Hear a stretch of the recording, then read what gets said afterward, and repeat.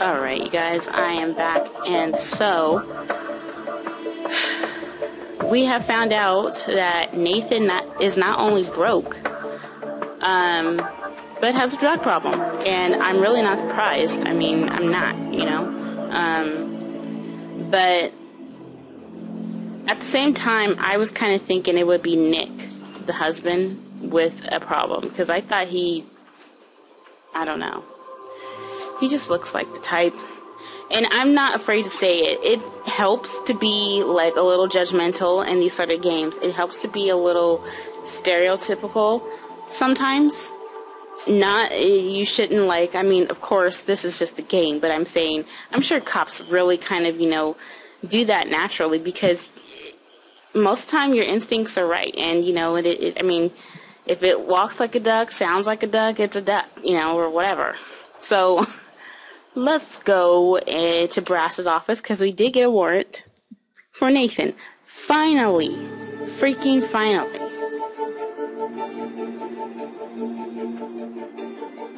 Wait a minute. Have you made any other progress to find the other murder weapon? Let's ask him. You're in luck. One of our Hawkeye detectives found your turkey in a dumpster by the gallery. It's got a broken beak and a few other surprises. Give it a close look. Sweet. Oh, we gotta go now? I really want to go get the freaking... Hey, Warwick, I could use an update on the art gallery homicide. Sure. First, our new CSI is all over this thing. We've already got time of death and the murder weapon. Not bad for your first night. Yeah, well, let's not break our hand patting our back. We got miles to go before we sleep. Plenty of leads, but no firm suspects. Any ideas, Kat? Sometimes the evidence we collect has more evidence on it. I suggest you give all your evidence another hard look. Murder weapon, especially. May find something key toward completing your trinity. Okay, rookie. You heard the boss. Let's go back to square one with fresh eyes. So that's just a little cutscene. But I actually want to go back to Brass's office and get that warrant. I didn't mean to, you know, get us off track there, guys. So, hey, Brass, can I get a warrant for Nathan Ackerman for questioning? He's on his way to interrogation now. Oh, yes, I've been waiting for this. I have been waiting for this. So basically, we're going to ask all questions we can ask, obviously, and hopefully we'll get some information out of him. What can you tell us about your financials? The Nathan Ackerman Fine Art Studio has thrived over the past 12 years I've been in business, and we've never been more vital. I'm even expanding my staff.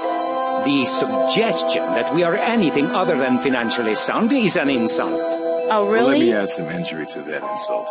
This shredded document says Rachel Maddox was suing you for a breach of contract. Perhaps I should have mentioned that. But really, such minor disagreements are common in a business of this nature. Did you know that victim had intercourse in your office? Well, if that's the case, it's a violation of my trust. I'd be lying if I said that those two weren't capable of such tasteless shenanigans, but it obviously didn't take place in my presence. No, just in your gallery, in your back office. Is there anything else you neglected to mention? Insults upon insult. I cooperate fully, and this is what I get. Explain the couple having sex and the meth in your office, if it's always locked. But it might be possible that Rachel and Mark brought that meth into my space. After all, if they were capable of semi-public fornication, what weren't they capable of? Good point. Only we found drugs in your safe.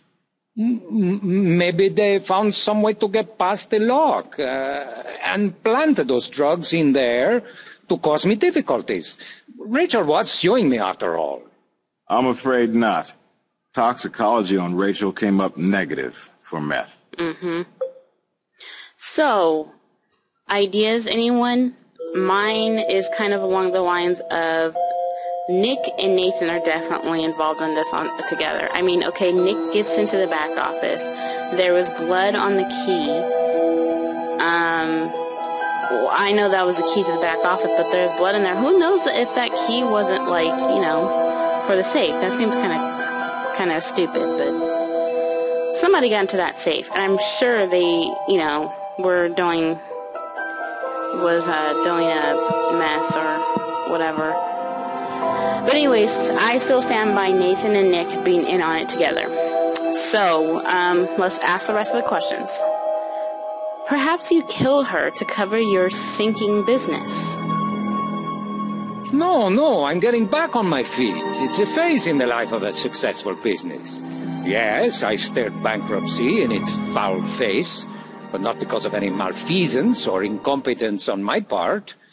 It's the unreliable lights of these artists, and Patrick Milton is the poster child of these irresponsible flakes. And since I am indeed filing Chapter 11, the threat of a lawsuit means nothing.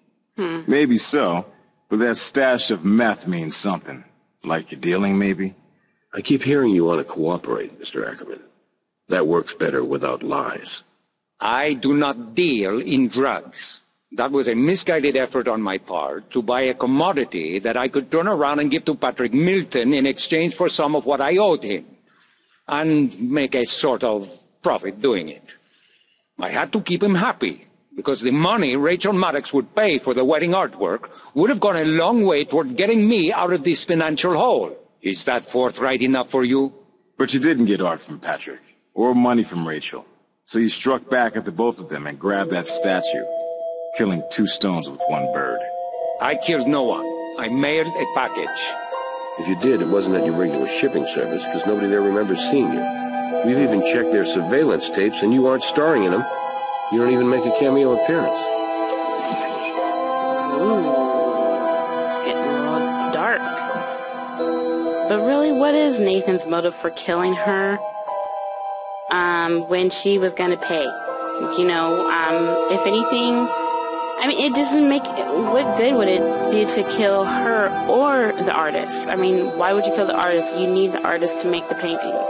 I mean, not unless you're going to kill the artist and, like, steal the painting and somehow, you know, get Rachel to pay up anyway, or, I don't know. I don't see that. There has to be something more to it. But now we have testimony, so let's ask him, where were you at the time of the murder? Again. I do have an alibi. I really do.